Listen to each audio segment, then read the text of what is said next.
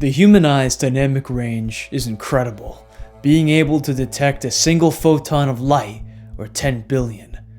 The human ear contains as many circuits as the telephone system of a large city.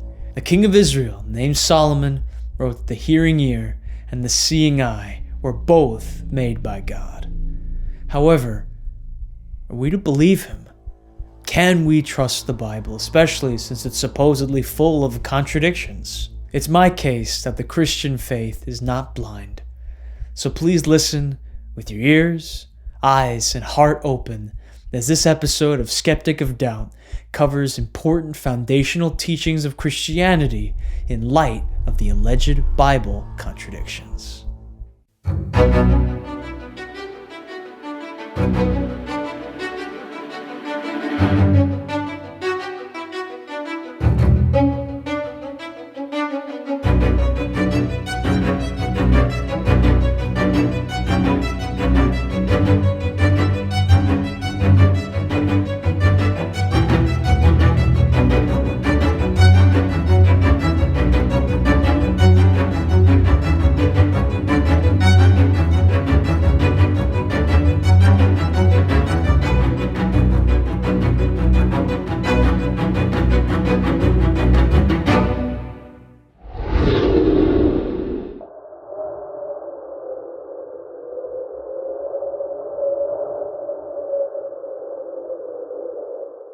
Forensic science is the use of scientific methods or expertise to investigate crimes or examine evidence that might be presented in a court of law. Although I doubt you need a degree in forensic science to crack this case. Did you know that the loudest sound ever recorded in history produced tsunami waves that rocked ships? The loudest sound in recorded history came from the volcanic eruption of the Indonesian island Krakatoa at 12:02 a.m. on August 27, 1883. The explosion was reportedly heard 3,000 miles away, where people described the sound as cannon fire from a nearby ship. While this sound was nowhere near as loud as the one we just mentioned, it was loud enough to help police to stop a crime. I'm talking about flatulence, or as the Huffington Post headline put it, suspect's loud fart helps police sniff out his hiding place. While the identity of the man was not revealed by the Liberty Police Department, the story goes something like this. The police officers had spent an entire weekend searching for this man because there was a warrant for his arrest due to the fact that he was in possession of a controlled substance. The article states, "It seems the man let out a huge fart right at the wrong time, allowing officers to sniff out where he was hiding. The suspect might have gotten away if he hadn't been betrayed by his own butt. I guess this man could say, 'Et tu, booty.'"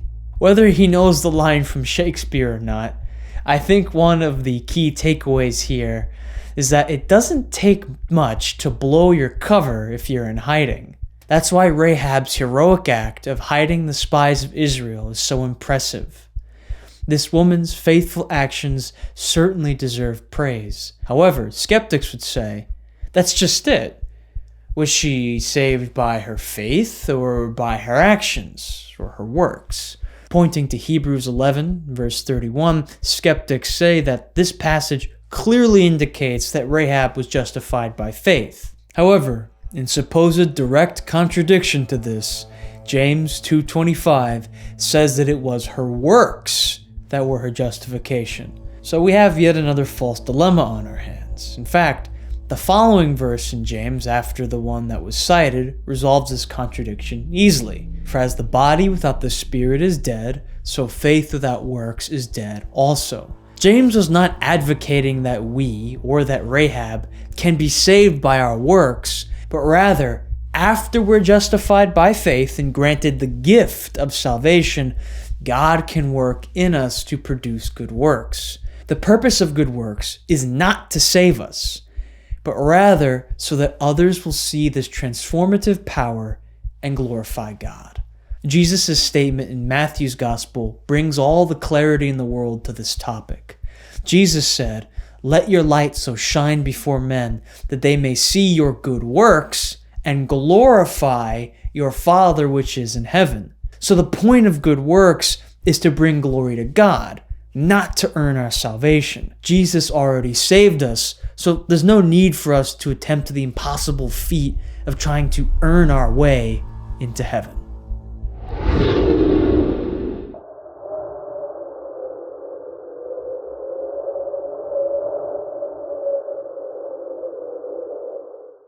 Rahab's account marks the beginning stages of the Israelite time in the Promised Land under the leadership of Joshua.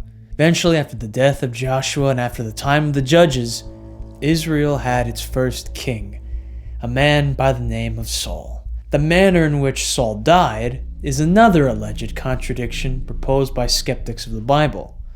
Skeptics state that 1 Samuel 31, 1-6 recounts Saul taking his own life, whereas 2 Samuel 21:12 states that the Philistines hanged him. So, reasons the skeptic, how could Saul have taken his own life when he was hung by the Philistines? This is an example of improper textual analysis.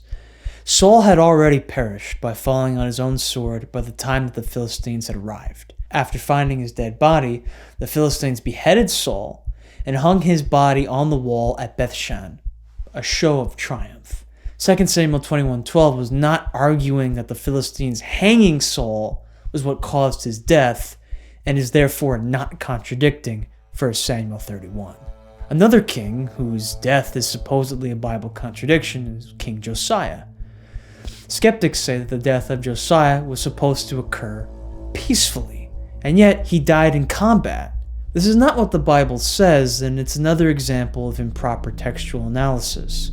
2 Kings 22:20 does not say that Josiah's peace would be a personal experience of peace, but rather that the land of Judea itself would be in a state of peace. Hence, thine eyes shall not see all the evil which I'll bring upon this place. So Josiah's death by the hand of the archers of the Pharaoh Necho at Megiddo in 2 Kings 23, 29-30 does not contradict what was said in the previous chapter. And for our final contradiction in this section, we're going to be looking at a king of Israel like none other. King David was known as a man after God's own heart. He was a godly and a brave individual, though not without his grave trespasses. Skeptics say that the census of David, or rather, who prompted the census of David, is an example of contradictory information in the Bible. Skeptics say that, on one hand, 2 Samuel 24 verse 1 says that God tempted David to number Israel, but 1 Chronicles 21 verse 1 says that Satan tempted David to number Israel. Thus, we're left with two radically different causes for the same event. When we look at this story from the perspective of the great controversy occurring in our world, the story makes sense. We live in a fallen world and are engaged in a cosmic conflict. In this conflict, God has given everybody a choice to be on his side or on the devil's side. Joshua summed this up perfectly. And if it seem evil unto you to serve the Lord, choose you this day whom ye will serve, whether the gods which your fathers served that were on the other side of the flood, or the gods of the Amorites in whose land you dwell. But as for me and my house, we will serve the Lord. Joshua's point is that we all have the opportunity to pick a side. In the account in question, David made the unfortunate choice of picking the wrong side. So why does the Bible say that God tempted David? The Bible doesn't actually teach that God himself tempted David. In fact, the Bible says, "Let no man say when he's tempted, I'm tempted of God, for God cannot be tempted with evil, neither tempteth he any man." So, if it wasn't God, then what happened? God did not actively tempt David, however he permitted Satan to tempt David. So it's a false dilemma to pit these verses against each other. David then had the choice to follow God and have faith in his protection, or Satan and cherish the pride of numbers. David ultimately made the wrong decision on this point here, and God punished him and Israel. But thankfully, by the end of his life, David had chosen to follow God wholeheartedly, as we all have the chance to do.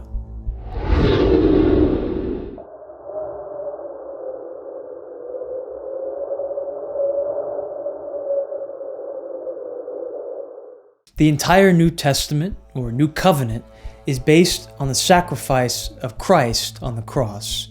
He was the testator, whose blood sealed and ratified the New Covenant. The Apostle Paul said, "For where a testament is, there must also of necessity be the death of the testator." In other words, Christ Jesus' death was like the signature written on the signature line that makes the agreement official. However, does this concept contradict the entire history of the Old Testament?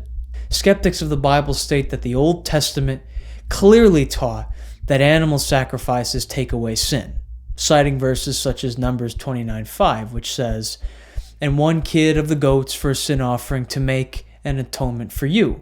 Scriptures like this one, the skeptics reason, are contrary to scriptures like Hebrews chapter 10 verse 4, which says, "For it's not possible that the blood of bulls and of goats should take away sins." These two verses are not contradictory. In fact, there's not a single verse in the Old Testament that acts as though animal sacrifice was the end-all be-all. Animal sacrifice was never meant to be a permanent institution, as animal sacrifices could never truly take away sin. These sacrifices were symbols that pointed forward towards the coming Christ, the Lamb of God which taketh away the sin of the world. The book of Isaiah begins with God saying, "To what purpose is the multitude of your sacrifices unto me, saith the Lord? I am full of the burnt offerings of ram and the fat of fed beasts, and I delight not in the blood of bullocks or of lambs or of he-goats."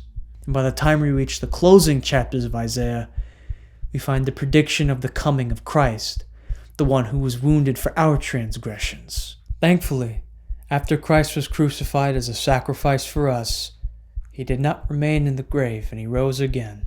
Again, even the topic of the resurrection is brought up by skeptics as a source of contradictions. Skeptics say that there are verses in the Bible where Jesus said that he would, by the power of his own word, resurrect himself. There are other verses that say that God the Father is responsible for resurrecting Jesus. In fact, I'll go even further than the skeptics. The Bible also says that the Holy Spirit is responsible for raising Christ. So who raised Christ? The Father, Son, or the Holy Ghost? As we've seen with our few examples, this is yet another instance of the bifurcation fallacy. All three statements are true at once. God the Father, who raised him, Christ Jesus, from the dead. God the Son, who said, "Destroy this temple, and in 3 days I'll raise it up." And God the Holy Spirit, who is the Spirit of him that raised up Jesus from the dead, were involved in the resurrection of Christ. Speaking of the Holy Spirit, we've now reached the final alleged contradiction for this episode. Who was it that sent the Holy Spirit? The Father or the Son? Skeptics point out what they believe to be contradictory verses, only one chapter apart from each other, no less. Concerning the Holy Spirit, Christ Jesus said, "The Comforter, which is the Holy Ghost, whom the Father will send in my name, he shall teach you all things." So in this verse, it clearly says that God the Father sent the Holy Spirit. However, only one chapter later, in John 15:26, Jesus says, "But when the Comforter is come, whom I send unto you." So, charges the skeptic, who was it that sent the Holy Spirit? God the Father or God the Son? As with the example that preceded this one, this is an example of the fallacy of bifurcation or the false dilemma. In fact, if you continue to read John 15:26, Jesus clearly says that he will send the Holy Spirit from the Father. Just as there's perfect unity in the Trinity, even so, there are no genuine contradictions in the Bible.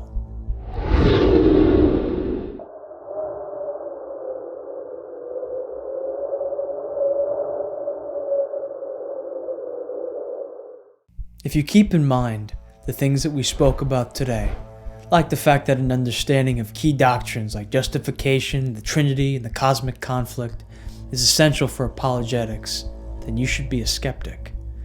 A skeptic with a whole new way of looking at doubt. When pressed from all sides with hostile questions about your faith, it might be possible that you may feel doubt. Rather than being ashamed, letting your faith slip away, why not doubt your doubt? Instead of being overwhelmed by doubt, why not question your questions and test your tests. Unbelief should be subject to the same level of scrutiny and investigation that faith is commonly put to. I encourage you to doubt your doubt. Be a skeptic of doubt, and remember the truth saying.